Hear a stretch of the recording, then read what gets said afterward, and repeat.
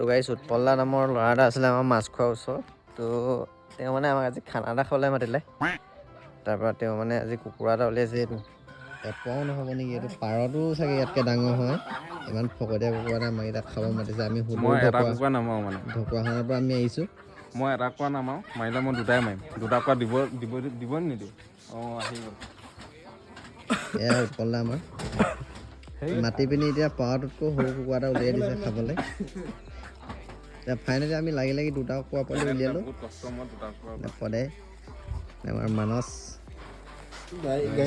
Finally আমাৰ পাখি গুচোৱা পৰ্ব চলি আছে। তো আমি আজি ল'ৰা এটাক মিছ কৰি আছোঁ। নামটো কৈ দে আৰু কৈ দিছে এতিয়া জ্যোতিষ্মানক মিছ কৰিছে বুলি। বহুত বেছি মিছ কৰিছোঁ। কেতিয়াবা তাকো মোৰ ব্লগিঙত ল'ম। তো আজি নাই। এইপিনে আমাৰ ৰক্তিমে আমাৰ পাখি গুচোৱা ষ্টাইল শিকাইছে। তো গাইছ খানাৰ মাজতে মানে মোক কান্দিবলগীয়া হ'ল। কি ক'ব আৰু, ভবা নাছিলোঁ কান্দিবলগীয়া হ'ব বুলি। মানে গাইছ পিঁয়াজ কাটি আছিলোঁ, পিঁয়াজটোৱে মানে খুন্দুৱাই দিলে গাইছ। কনমেশ্বৰ চুতীয়াই, নয়নমণি শইকীয়াই, ৰক্তিম চুতীয়া তো গাইছ দেখিছে পাকস্থলী নহয় জানো, এইটো কি গৰুভাত। ইয়াত মাংসত পৰিছেই নি আকৌ ইয়াৰ অকণমান চাটনি কৰি বিৰাট ভাল লাগে। कौन है ये लोग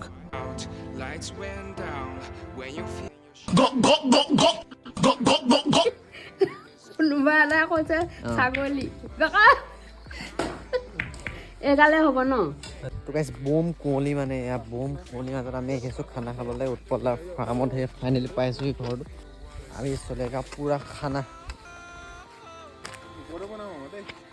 চাংঘত বনাই দিম। চাংঘত জ্বলিলেও জ্বলি যাব, ইয়াতে বনাম। ইয়াত মানে তেওঁ পূৰা গাহৰি চাহৰি পুহিছিলে, এতিয়া বৰ্তমান গাহৰি নাই। এইটো ফিচাৰী। এতিয়া আমি ইয়াত খেৱালি মাৰিম।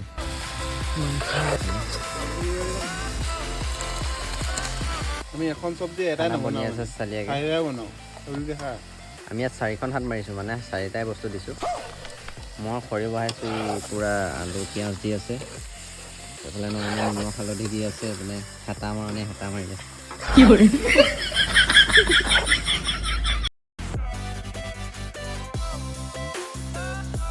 তো গাইছ জীৱনত এটা প্ৰথমবাৰৰ বাবে মিনি ব্লগ বনালোঁ কালি। আৰু এণ্ডিংটো মানে মই নকৰিলোঁ কালি। টোপনি এনেকুৱা ধৰিলে শুই থাকিলোঁ খাই বৈ পেলাই। তাৰপিছত ভাবিছোঁ এতিয়া এডিট কৰোঁতে কি লগাম।